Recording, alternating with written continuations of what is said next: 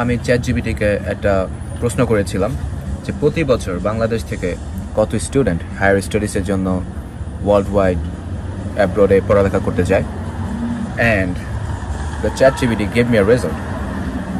So by the Daily Star, in 2023, 52,799 Bangladeshi students বিদেশে পড়ালেখার জন্য গিয়েছে হায়ার স্টাডিজের জন্য, and in 2022 is 49,151. 2021 is 44,338. So দেখা যাচ্ছে যে নাম্বারটা দিনে দিনে বাড়তেছে, বাট স্টিল এই জরিপ অনুযায়ী দেখা যাচ্ছে যে 50,000-এর কাছাকাছি আমাদের স্টুডেন্ট প্রতি বছর এভারেজে বিদেশে যায়।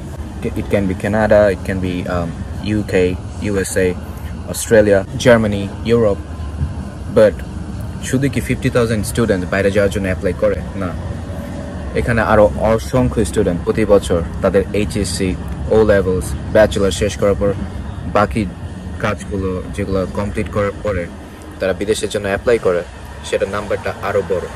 বাট সবাই একটা লাক থাকে যেটা ফেভার করে না হয়তো। হাউএভার এই যে বাইরে যাওয়ার চান্সেসটা, সাকসেস রেট বাড়ানোর জন্য A to Z যে প্রসেসিংটা আছে সেটা সবার সেমভাবে হয় না, সেটার কারণে অনেকের ভিসা রেট, সাকসেস রেটটা কমে আসে।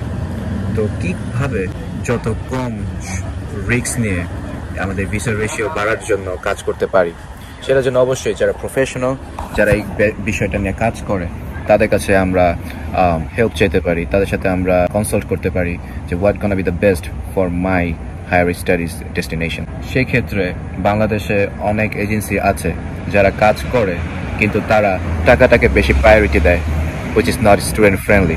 However, there is one reliable company. They are known as Scholars Global Network in Bangladesh. তাদের অফিস মিরপুর 1-এ। তারা সততার সাথে অনেক সাকসেসের সাথে তাদের কাজ করে আসতেছে। Professional and very well known knowledgeable councillor আছে যারা আপনার সাথে কনসাল্ট করবে, আপনাকে হেল্প করবে ফ্রম A to Z।